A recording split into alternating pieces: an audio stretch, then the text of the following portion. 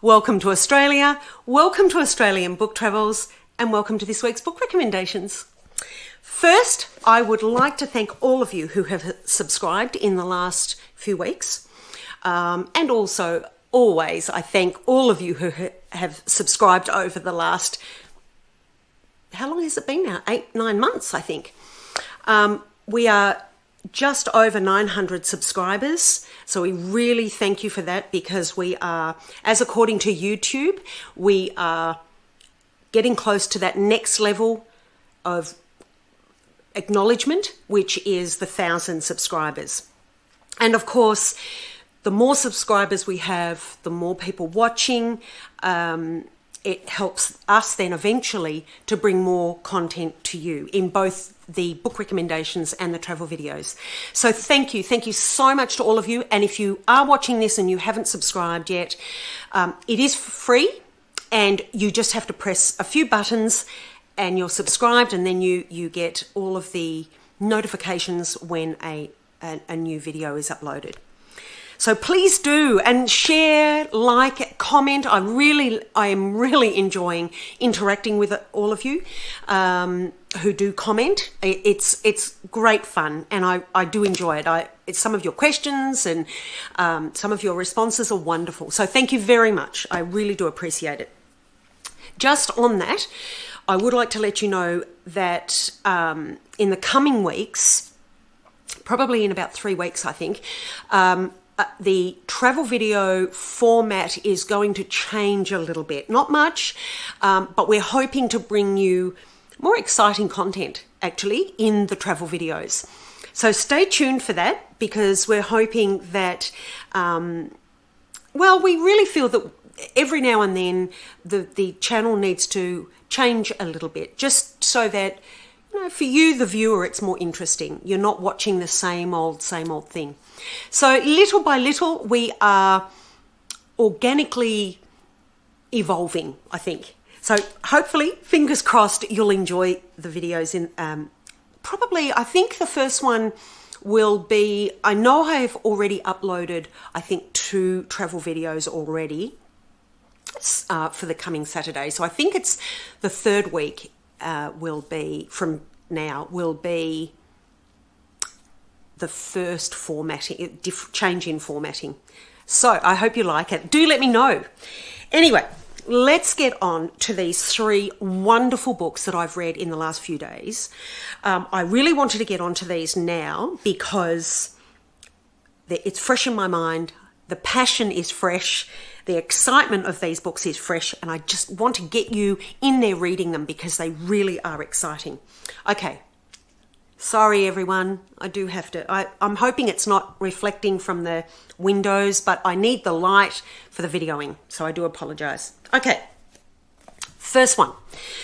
If any of you have watched previous videos, you will know that one of my favorite authors is the French author Antoine Laurain.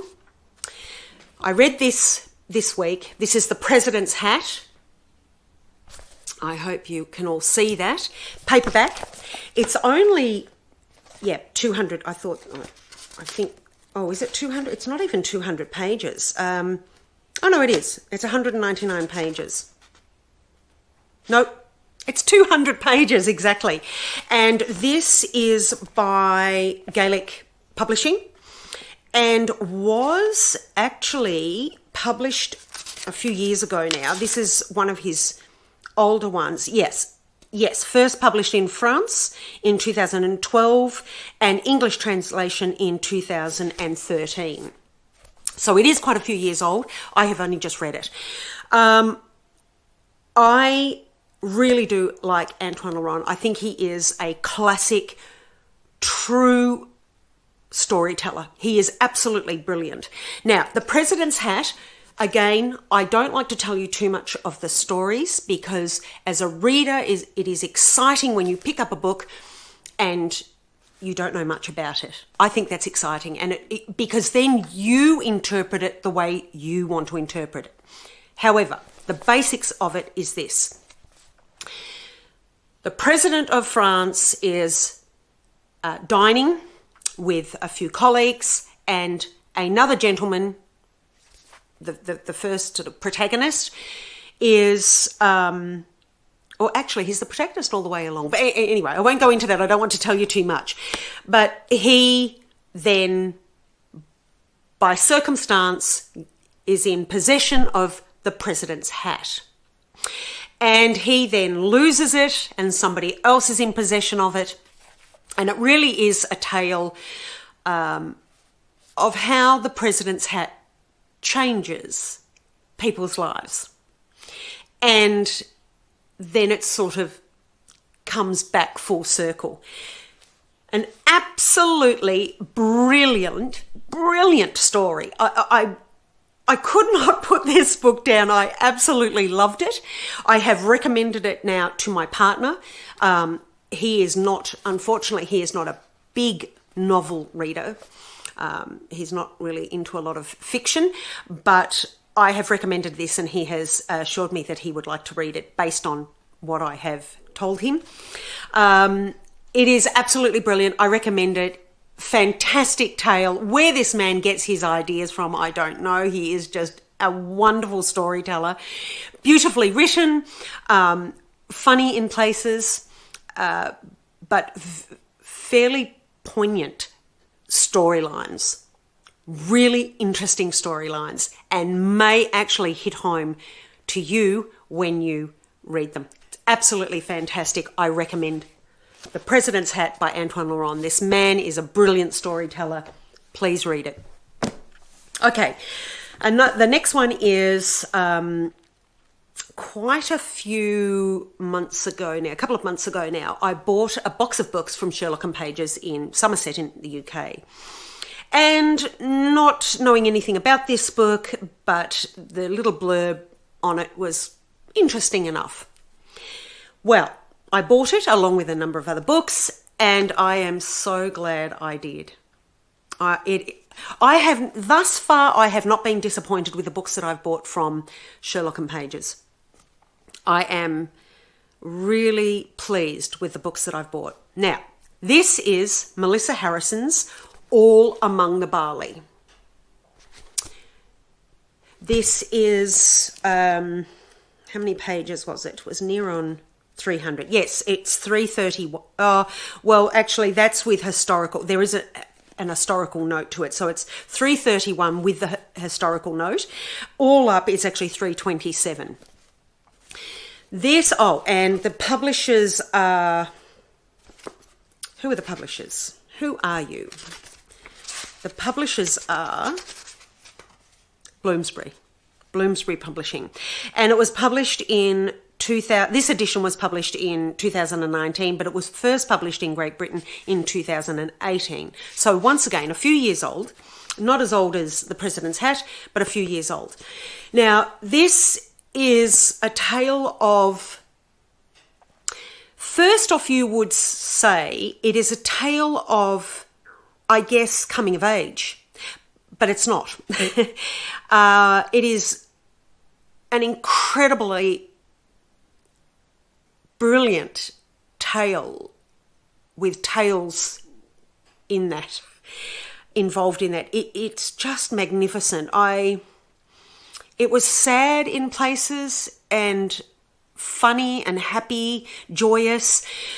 It presents a lot of natural and farming beauty, and how nature is involved with farming, and farming relies on nature, of course. The flora and the fauna. It's based in England in 1933. That's where the real premise of the story is. But it works outside of that time as well, on either side. We are introduced to a girl by the name of Edith Mather, or Mater, depending on how you pronounce that, M-A-T-H-E-R. She's a young girl in 1933, so post-First World War, pre-Second World War, and she's on a farm in rural England. It really is about her growing up, but what happens to her, and nature, as I say, nature and farming. It's about the patriarchal society and how that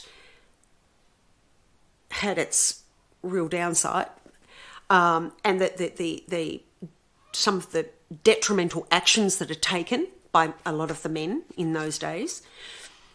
It's also about the uprising or the attempt of fascism in England at that time, and how that really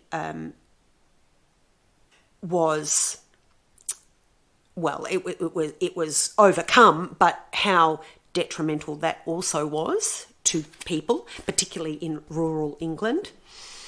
Honestly, this book, it just had so much in it. It's absolutely brilliant.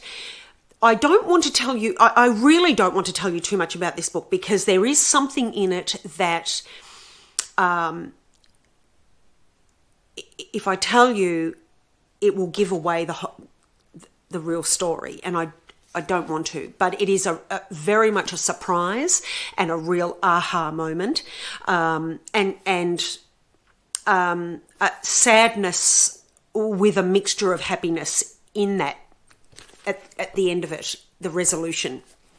So I was blown away by this book. I think it's absolutely brilliant, and I really do recommend it. Now, it's not similar to, but it is similar to The Offing by Benjamin Myers. Very different, but similar in the emotions that it brings to the surface, and the fact that I did not want to put either of them down. I thought they were. It was just and the storytelling in both is just brilliant. I also like in The Offing and in All Among the Barley, the telling of nature and the involvement of nature, and what that does for and to our characters. Just brilliant. This is absolutely brilliant. Please read it. It is, in a different way, it is on par with Benjamin Myers' The Offing.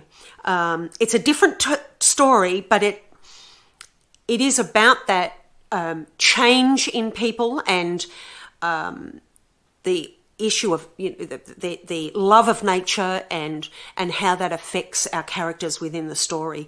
It's absolutely beautiful. It is, again, this is a masterpiece. Please read it. Please do yourself a favour and read it. Absolutely beautiful.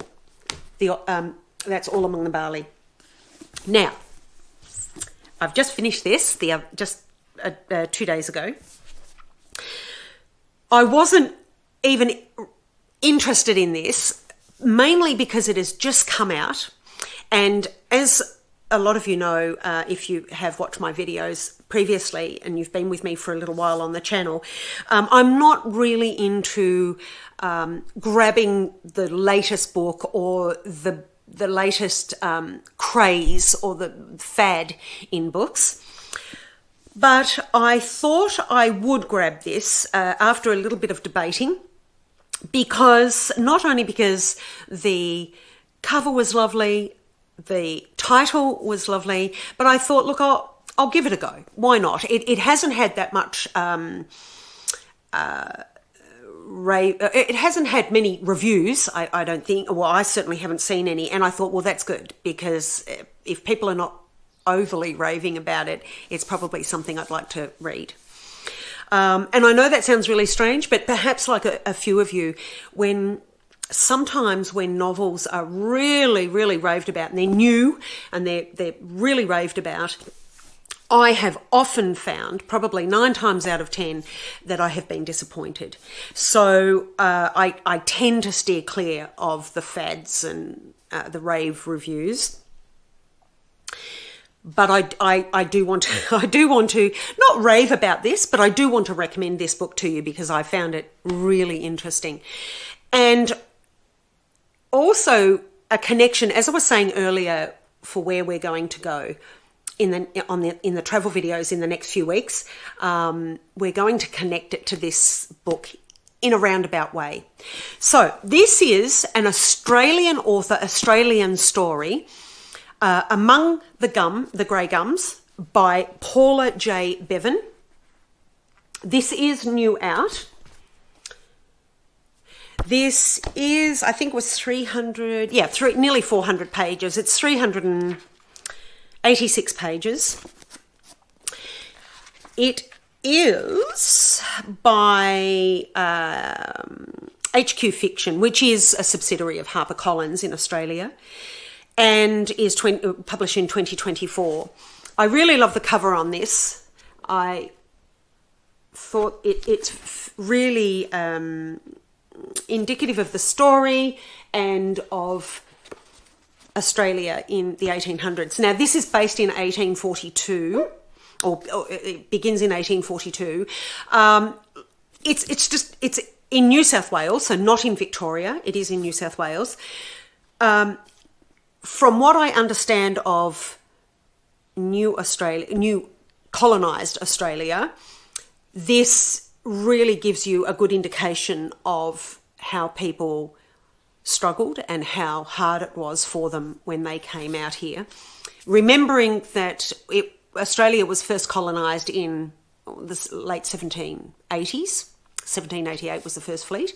And this is in 1842. So only 50 years, really, after it was first colonised. And 50 years is nothing when you're trying to get, a new country, and it is harsh. It's a harsh country. For Europeans, it is a harsh country. It's beautiful. I love Australia, but it does have its harsh, and particularly for people who were trying to colonise it, it would have been horrendous. Actually, because we do right around Australia, we get some more than others, but we get some really hot weather and really cold weather. We get snow and we get 50 degrees. So depending on where you are, and it's humid or it's dry heat, because Australia is so big. I mean, we have all of those changes in climate. So it would have been extremely harsh. And this is, look, it's a really pleasant read. There's a mystery involved in it, a couple of mysteries. There's a little bit of a love story. There's corruption in the police force. There's all sorts of things. I really enjoyed this. I don't usually advocate, or I don't usually read brand new books. I have, but I haven't always enjoyed them, and they have disappointed me. So this one hasn't. It's a really pleasant read, and at times I might just say, Paula Beaven really did have me on the edge of my seat at times with the mystery. So that's saying something, because I read a lot of mysteries and it takes a little bit to have me anxious, and she did a really good job. I really enjoyed this. I would recommend you read it, particularly if you are overseas and you don't know much about Australia, or if you are in Australia and you don't know much about the early years of colonisation. It's really interesting, and some of the area, well, all of the areas mentioned in the book still survive, but some of the streets still do as well, which is interesting, because in that time a lot has changed, of course. But I was Googling some of the areas and some of the streets, and they do exist. And they do have homes from the 1850s. So very interesting. She's obviously researched her place as well, and researched the history of colonisation well too. I recommend this. It has bushrangers, it has corrupt police, it has a little bit of love story.